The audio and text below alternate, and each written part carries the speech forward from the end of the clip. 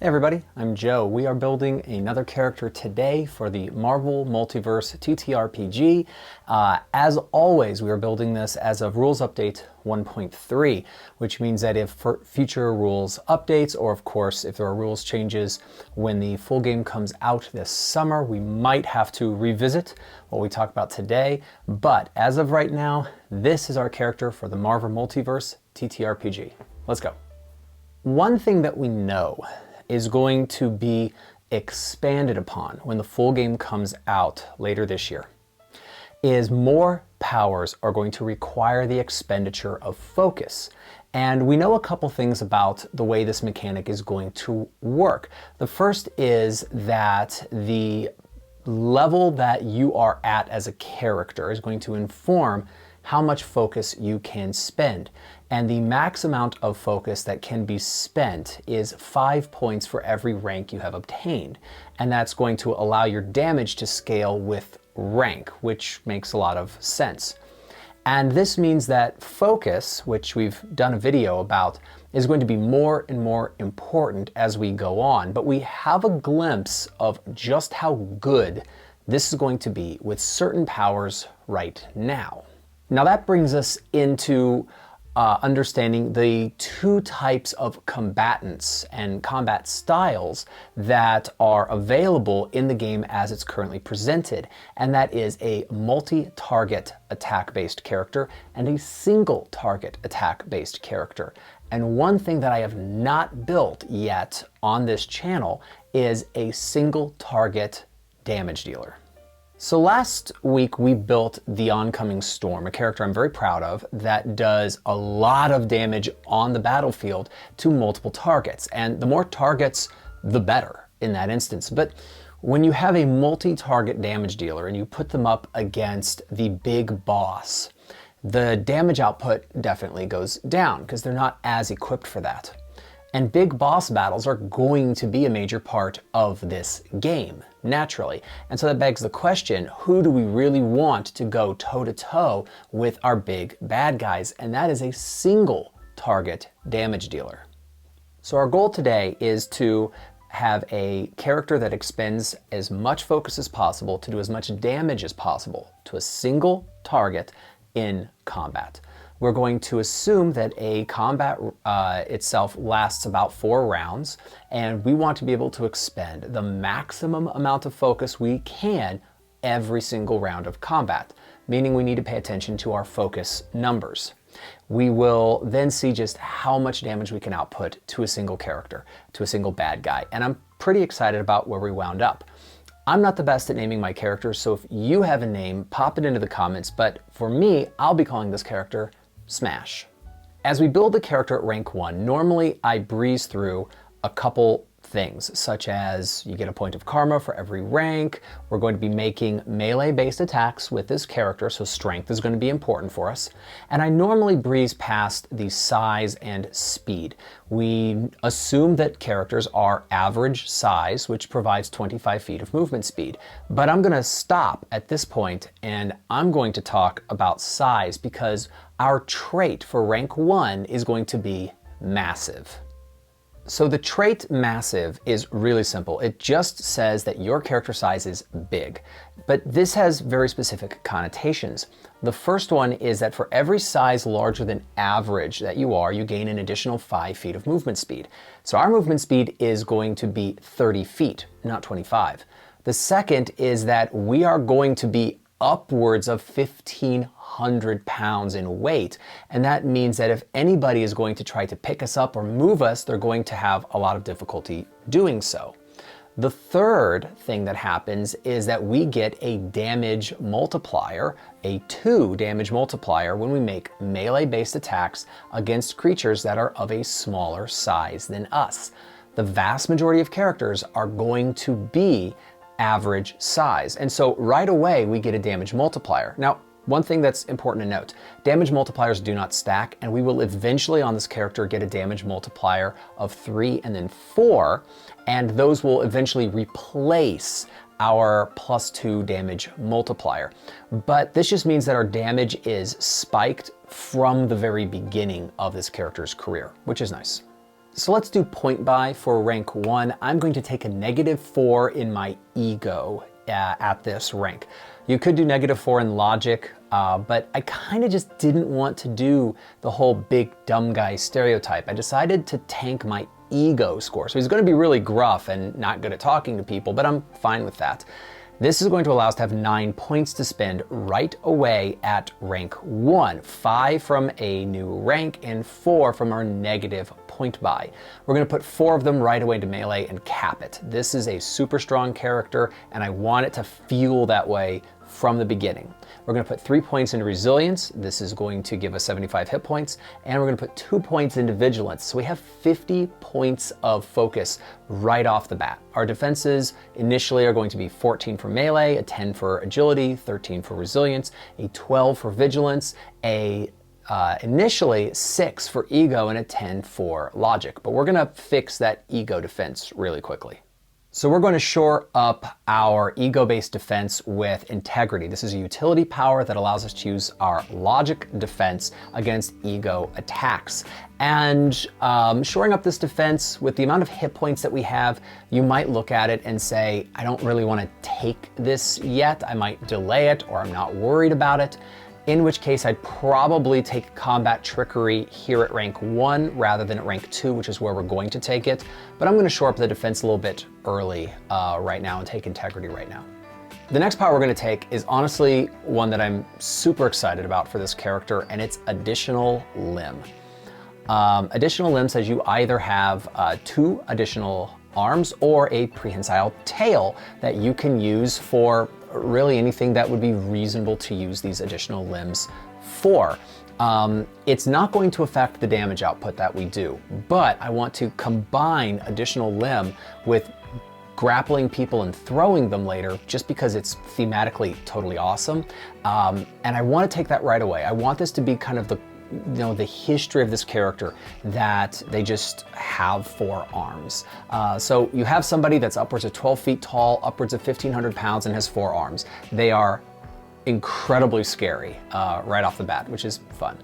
The last power we're going to take is Clobber, which allows you to make a melee-based attack, and upon a fantastic success, you're going to knock somebody prone, which is good. So combat is really simple for us right now. We're going to run up to somebody and just start hitting them. That's basically the whole idea of this character.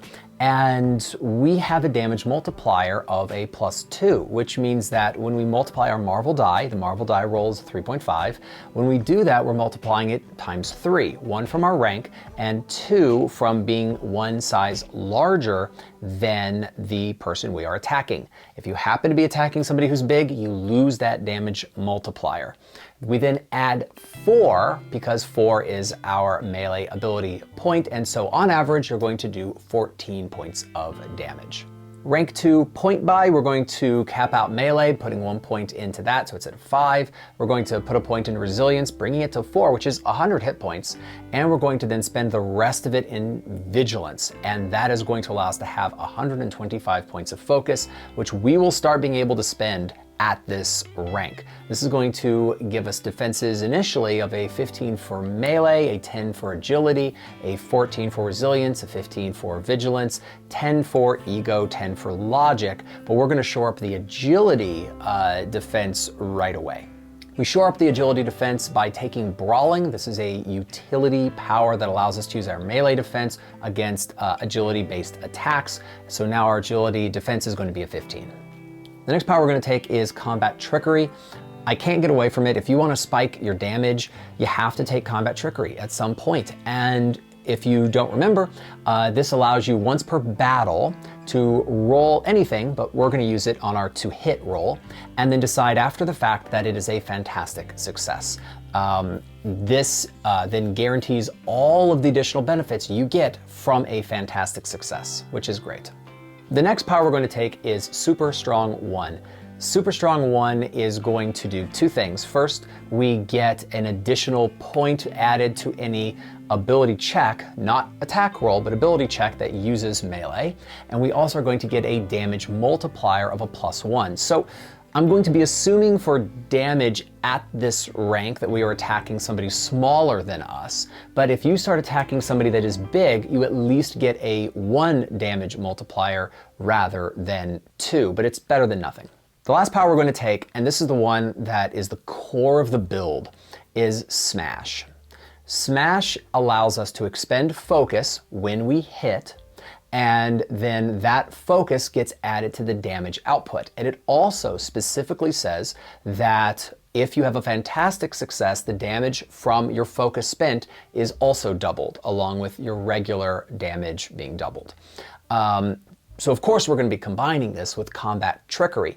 And don't forget what I said earlier, that you get to spend 5 points of focus per each rank you've obtained when using a power. So right now we can expend 10 points of focus every attack, but we have 125 points of focus, which is amazing. And so we could theoretically use our Smash power, expend a maximum amount of focus for 12 rounds of combat.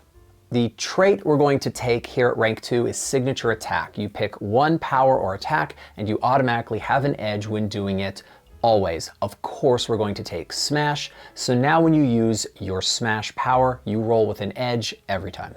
So what does combat look like for us at this rank? We're going to run in, we're going to find the nastiest villain that we can, and we're going to use Smash, and we're going to use Combat Trickery. This will allow us to do 78 points of damage if we expend all of the focus that we legally can. On subsequent attacks, we'll still expend the maximum amount of focus, and on an average attack, we're going to do 29 points of damage.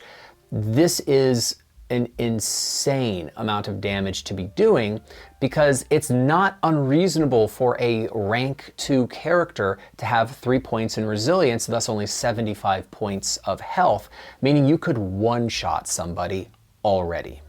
Let's do our ability point buy for rank 3. We're going to put 1 point to melee, capping it at 6. We're going to add to resilience, bringing it to a 6. We're going to cap vigilance, making it a 6. And that leaves 1 point left over, which I might as well put into logic. Why not? This is going to give us defenses of 16 for melee, agility, resilience, and vigilance, and 11s for ego and logic, which is pretty great. It also means that we have 150 points of health and 150 points of focus. So we're going to be able to use our Smash power a bunch. At rank 3, we are going to be purchasing our way into a new power set, and we're going to go into martial arts. So just so you know, when you go into a new power set, you get 3 powers. If you don't go into a new power set, you get 4, and that's why we only have 3 powers at this rank. The first power we're going to take is Super Strong 2, and this means that now we always have a 2 damage multiplier, which is replacing the one that we've had from being massive. Now, being massive is still going to help us out with something we're going to take at this rank, so I'm still glad that we took it. It still is thematic and flavorful and mechanically beneficial, but now we get the +2 damage multiplier all the time. The next power we're going to take is Quick Toss. This is in the Super Strong power set, and it is a reaction power, which is really going to add to our action economy. The trigger is if we have somebody grappled, but if we do, we can pick them up and throw them at another target, which is going to be awesome. Upon fantastic success, they're knocked prone, but both of the enemies take damage. Now, I'm not going to be using Quick Toss to calculate damage at the end of every rank, because our best ability to do damage is Smash, but now this 4-armed monstrosity is able to pick people up as he goes through a battlefield and toss them at each other, and honestly, who doesn't want to do that? Now let's talk about throwing people, because there are rules for thrown objects, and wouldn't you know it, being a size larger than something you're throwing makes you better at throwing it. So the distance for throwing is that you get to take basically your size or your height, add 10 feet, and then add 2 for every point of your melee. It gets better, because for every size larger that you are than the thing you are throwing, you get to double the distance. So let's say that we conservatively are 10 feet tall and we are looking at rank 2 when we have 5 in our melee. This means that we would throw something that is big, about 30 feet. But if we throw one of our combatants that is an average sized character, we can now throw them 60 feet.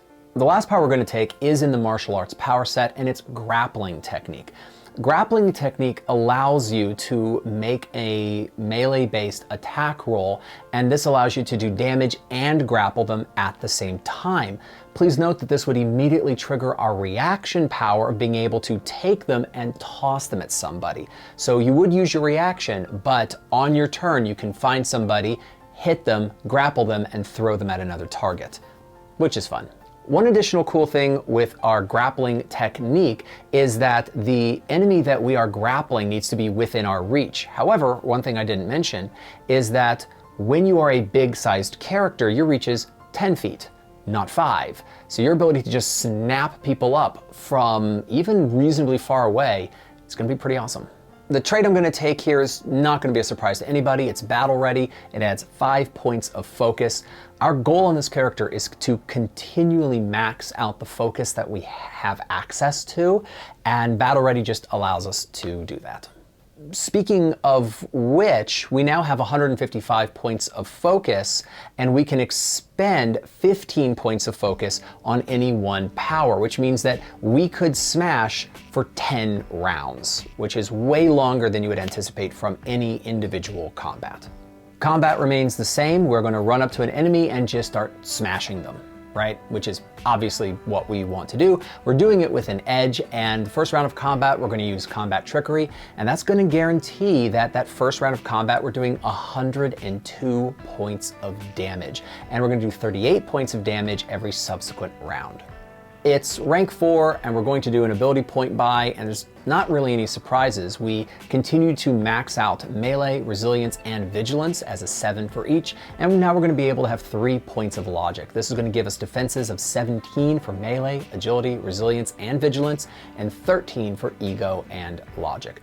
Interestingly, I kind of see a big value in putting these points into agility rather than logic, because as is going to become clear in this rank, I almost want to be hit with ego and logic attacks. So if you decided to make the character more agile at this point, and be able to use agility for things outside of combat, that actually makes a lot of sense, as you're going to find out here.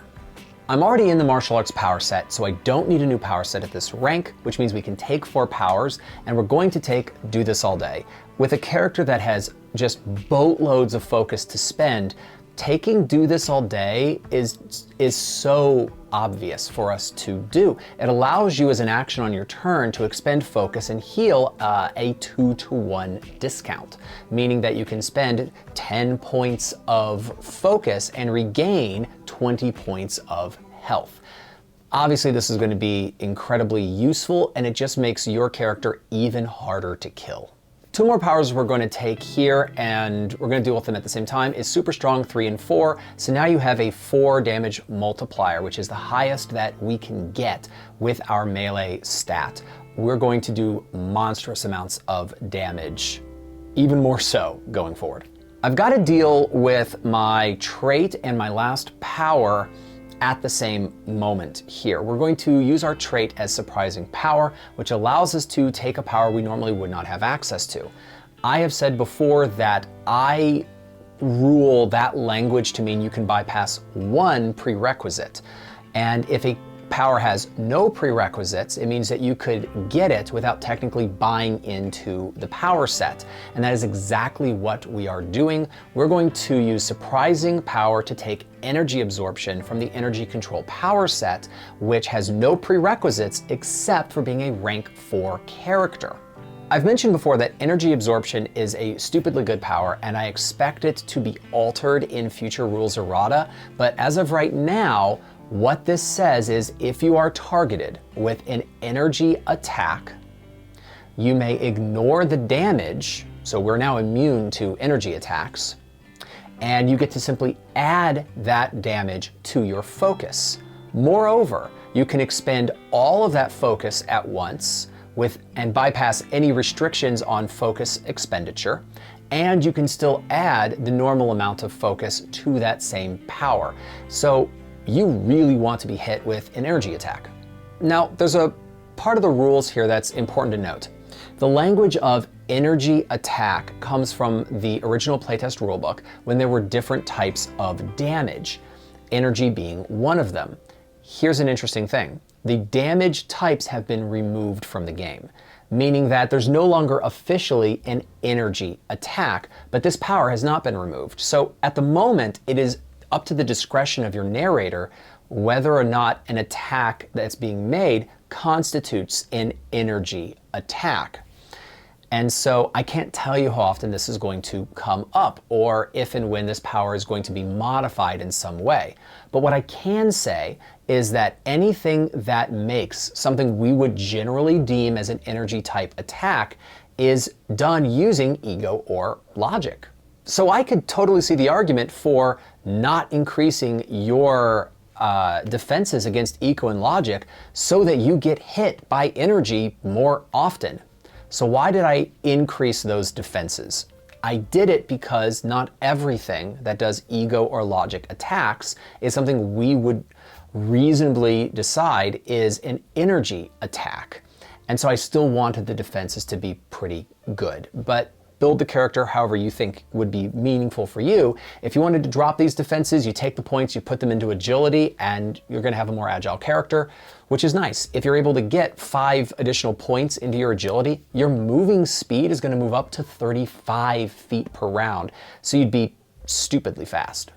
This also means that I have to look at the way damage is calculated when I'm looking at my average combat scenario. I have to take a look at what you can do if you have no opportunity to use energy absorption. And I also need to take a look at what you would be able to do if you did absorb energy, but how much would you take?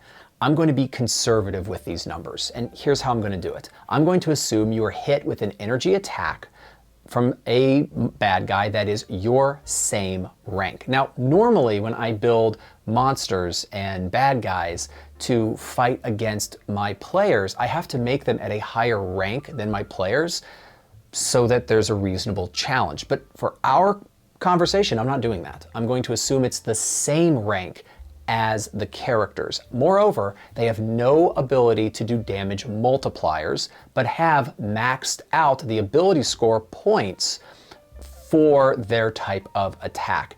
This means no damage multipliers, they're not a higher rank than the characters, and this is going to lower the amount of energy that our hero gets to absorb. I think this should give you a reasonable idea of just how good energy absorption is, because I'm not making any special arrangements for this to be particularly great. So combat is stupidly simple. You run in, you find somebody, and you smash, and you keep smashing with an edge every time. You might pick people up and throw them against each other. It'd honestly be really fun to do so, but we are going to focus our damage numbers on smash, where we now get to spend 20 points of focus every time. We have 180 points of focus, so we can do this for 9 rounds. I know that the numbers are going lower, but they're still really good, and they're still well above the 4, which is my personal goal, right? First round of combat is combat trickery, and we're going to do 150 points of damage.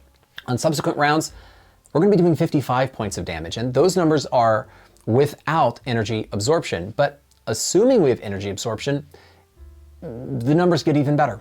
Specifically, if we have an energy absorption we get to use for an attack when it's combat trickery, or just a fantastic success generally speaking, we're going to do 192 points of damage, and on a regular attack, it still is 76 points of damage, which is great.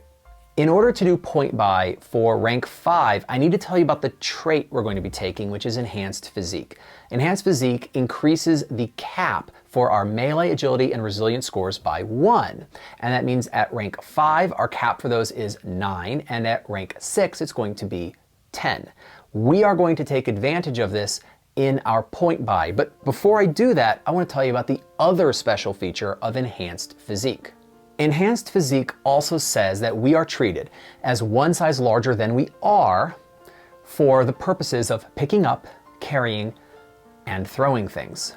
Now, this does not stack with any other ability that would assume or mechanically treat you as a size larger than you are, but that does not affect us because we actually are a big-sized character. This means for the purpose of throwing combatants, we are treated as a huge-sized character. So the rules for throwing at this rank would work like this.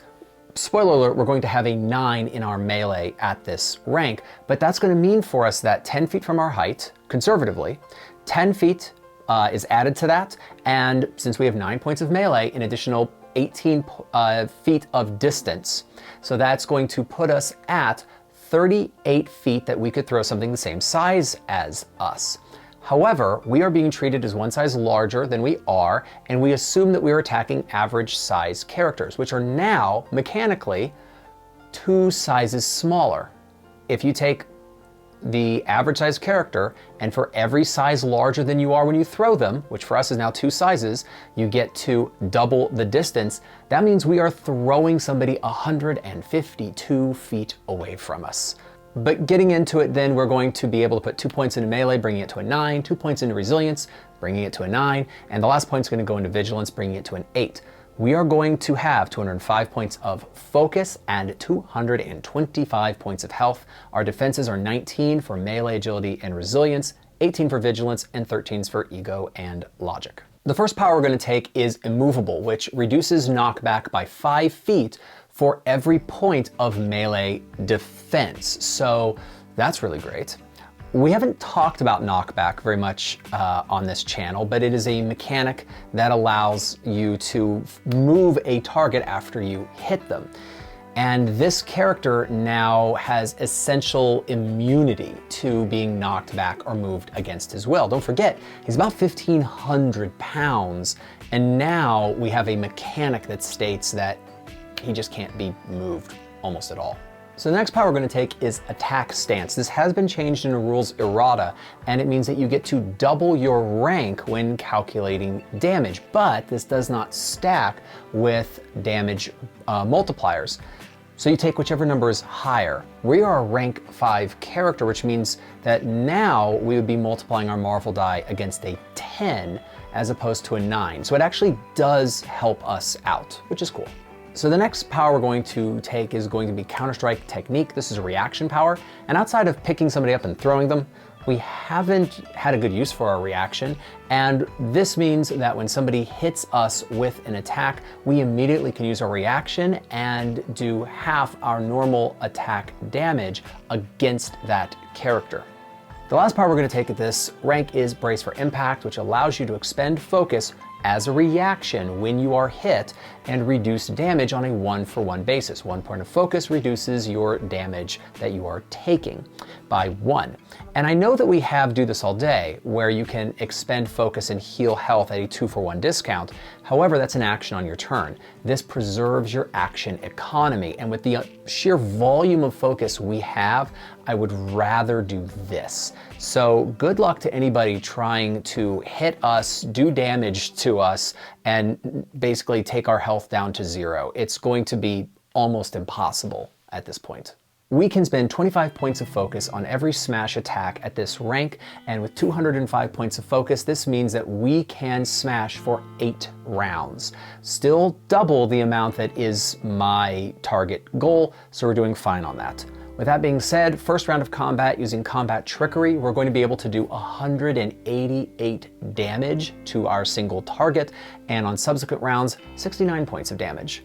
If we get hit with energy that we can absorb beforehand, then we are going to be able to do 238 points of damage on our Combat Trickery round and 94 on a regular round, which is insane. It's rank 6, and we're going to do ability point buy. We're going to be able to cap melee at 10, cap resilience at a 10, cap vigilance at a 9, and have a few points left over to get logic up to a 5. And this is going to give us defenses of 20 for melee, agility, and resilience, a 19 for vigilance, and 15s for ego and logic. We are going to be sitting on 230 points of focus that we can expend.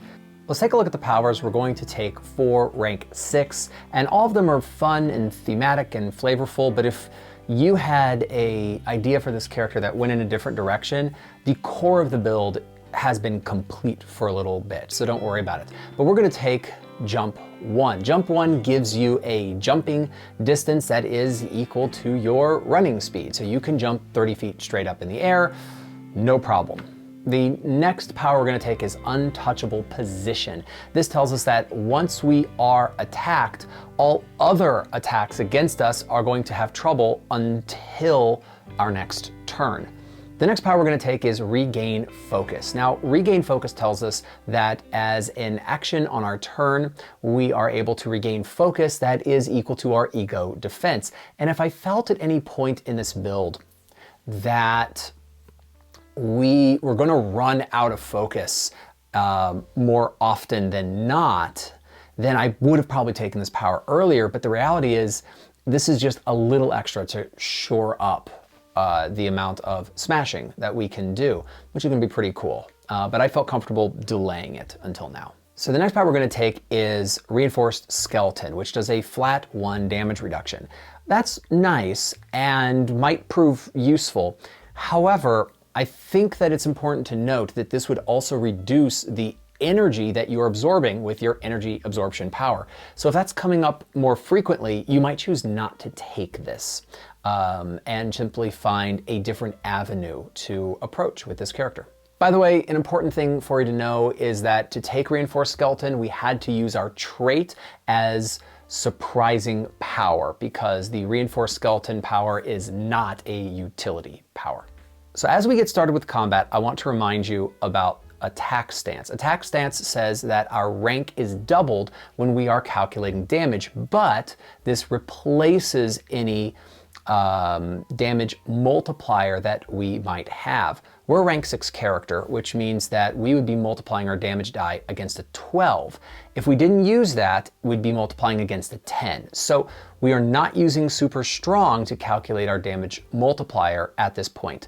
I'm also going to assume at this rank that even if we have Reinforced Skeleton, that someone's probably attacking us with a damage multiplier, and I'm going to assume that those cancel out for the purposes of energy absorption. So we're still assuming that we are hit with an energy absorption from a character that is the same rank as us, and no damage multiplier or damage reduction is being calculated as part of it.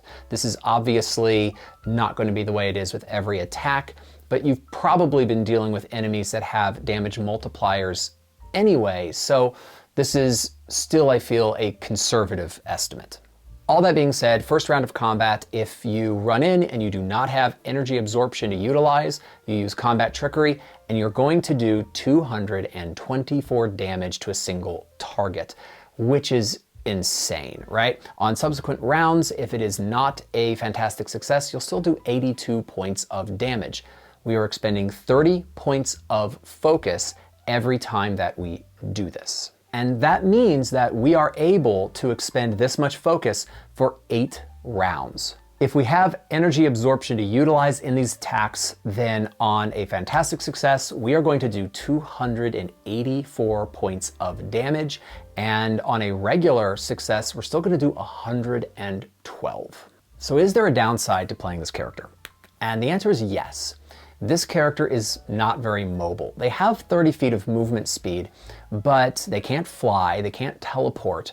They're not incredibly mobile, and that can be a problem against some villains. If you wanted to shore this up, there are things that you could do. Here's 2 ideas. The first one is delay some of your attack stance or brace for impact or grappling technique. Delay those abilities and pick up flight at rank 2 or rank 3. Rank 2 is the new prerequisite for this utility power. I would not bother with flight 2 on this character because that does not improve in combat flight speed, only out of combat flight speed. Anyway, if you picked up flight, you are flying at a speed that is your rank times your running speed, but your running speed is 30. So you're going to be able to be more mobile, get to people, and kill them faster, which is mechanically going to be better than the movement we currently have. I didn't go this direction just because I liked the idea of this being an on-the-ground just monstrosity. But if you wanted to add this mobility, that's one particularly good technique. The other one is just to not put points into logic, to put them into your agility. The second that you have 5 points of agility, you now have an extra 5 feet of movement speed. This would then help calculate any flying speed or your jump ability or any other type of movement that you're attempting. And that would make the character more mobile as well. Outside of the movement concerns, this character is incredibly fun. You're 12 feet tall, 1,500 pounds, you have 4 arms, you run around grabbing people and throwing them into other people, which is awesome. You are then going to get to your primary enemy. That enemy is dead. We are reliably, at relatively early ranks, doing triple-digit damage to a single target. And single target is important. That's your boss battle. That is the important person on the battlefield. We want to get to them, and once we do, that combat's effectively over, which is just going to feel amazing. Anyway, that's the video for the week. I hope you enjoyed it. I hope it helps you with your game of Marvel Multiverse. As always, YouTube is literally made out of buttons. I hope you press some of them, and I'll see you next time. All right, bye.